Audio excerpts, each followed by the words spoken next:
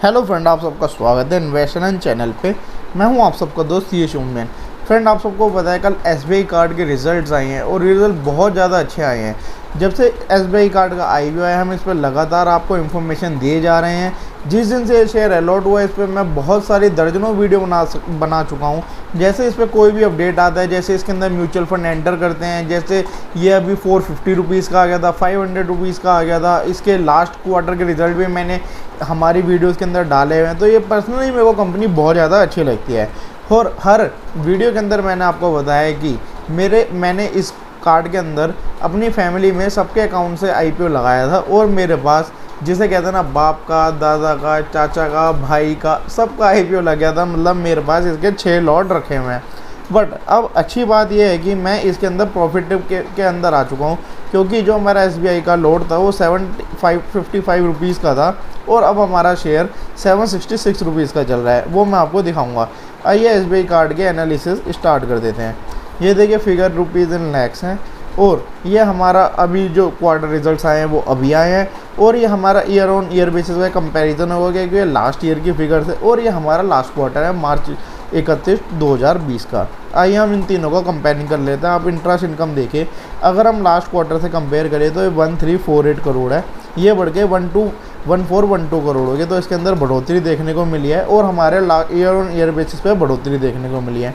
Income from membership fees के अंदर हमारा ये लास्ट क्वार्टर के अंदर थी 959 करोड़, अब ये 667 करोड़ हो गई है और ये ईयर ऑन ईयर बेसिस पे 915 करोड़ से नीचे देखने को मिली है। मतलब मेंबरशिप फीस का मतलब क्या होता है, जैसे अभी आपने एसबीआई कार्ड खुलवाया, एसबीआई का क्रेडिट कार्ड लिया तो आपको 500 रुपीज़ पे करनी पड़ती है। अगर आप प्लेटिनम लेते हैं तो 2500 के अप्रॉक्स फी पे करनी पड़ती है।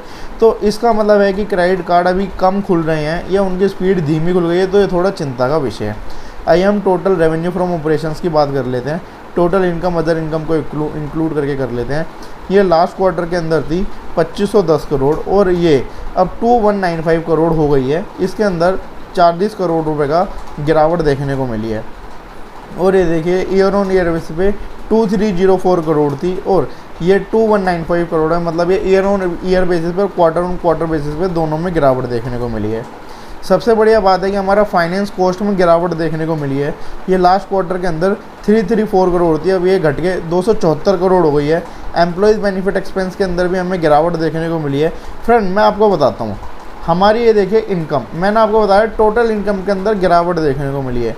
बट आप यहाँ पे प्रॉफिट देखिए, प्रॉफिट आफ्टर टैक्स मैं आपको दिखाता हूँ।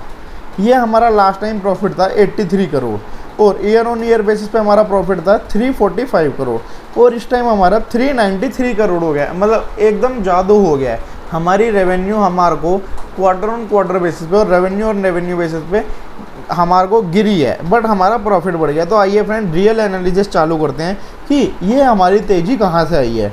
फ्रेंड, मैं आपको एक खुशखबर बताता हूँ, impairment losses and bad debts. ये हमारी मार्च एंड 31 जब हमारा पूरा साल का हम सम अप कर रहे होते हैं तो जितने भी हमारे प्रोविज़न या बैड डेब्ट्स बचे होते हैं तो उन सबको हम राइट ऑफ कर देते हैं। इन्होंने 838 करोड़ के इम्पेयरमेंट लॉसेज, जो इनके एसेट्स थे वो बेकार हो गए थे या बैड डेब्ट्स थे, मतलब कि कोई इनका पैसा नहीं दे रहा, जानबूझ के नहीं दे रहा या उसकी कोई मजबूरी है, तो ऐसे इन्होंने 838 करोड़ रुपए राइट ऑफ कर दिए थे। ईयर ऑन ईयर बेसिस पे इन्होंने 396 करोड़ राइट ऑफ करे, बट इस टाइम इन्होंने 458 करोड़ राइट ऑफ करे। मतलब लास्ट क्वार्टर से 330 करोड़ तो यहीं पे ही बढ़ गया और ऊपर से फाइनेंस कॉस्ट के अंदर भी हमें गिरावट देखने को मिली है। तो फ्रेंड, हमारा ये एक प्लस पॉइंट है। बट अगर आप ईयर ऑन ईयर बेसिस पे आप जाके देखें तो ये 90 करोड़ तक बढ़ गया है। बट ये कोई प्रॉब्लम नहीं है। कोविड-19 में आप सबको भी पता है कि अभी मॉरेटोरियम लगा हुआ है और लोग इनकी पेमेंट नहीं दे रहे हैं, तो ऐसे में प्रोविजनिंग भी हाई हो जाती हैं। तो फ्रेंड, इसका हम टोटल प्रॉफिट देख लेते हैं।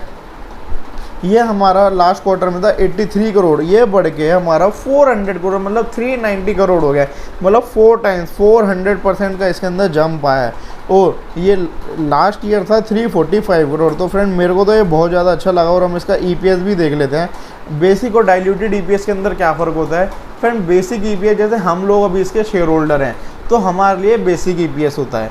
डाइल्यूटेड का क्या मतलब होता है? डाइल्यूट का मतलब कुछ मिला हुआ होना, चाय के अंदर चीनी मिली हुई होती है। ऐसी शेयर होल्डर के साथ ऐसे कोई शेयर होल्डर हैं जो मिले हुए हैं। जैसे डिवेंचर होल्डर को बोला कि आप हमें अभी पैसा दे दीजिए और 3 साल बाद हम इतने रुपीज़ में आपको डिवेंचर होल्डर की जगह इक्विटी शेयर होल्डर बना देंगे, तो ये उनका अगर हिस्सा लगाएं तो उन सबकी भी शेयर कैपिटल मिला के डाइल्यूटेड बन जाता है। तो हमारे हिस्से के साथ अभी तो वो शेयर होल्डर नहीं है, बट आने वाले फ्यूचर में वो भी शेयर होल्डर बन जाएंगे, तो इसलिए डाइल्यूटेड कहते हैं कि उनका हिस्सा भी इसके अंदर मिला हुआ है। तो बेसिक इसका है लास्ट टाइम था 0.89, लास्ट टाइम था 0.89, बट 3.71 ईयर बेसिस पे, 3.71 ईयर ऑन ईयर बेसिस पे। तो इन्होंने हाल ही में 31 मार्च 2020 के बाद कुछ डाइल्यूटेड ईपीएस मतलब कुछ डिवेंचर शेयर होल्डर या प्रेफरेंस शेयर होल्डर इशू किए होंगे जो कन्वर्टेबल इक्विटी के अंदर, तो उनकी वजह से हमारा 0.04 हिस्सा वो उनको लोगों को भी जाएगा, तो वो घटा के इन्होंने दिखा रखा है।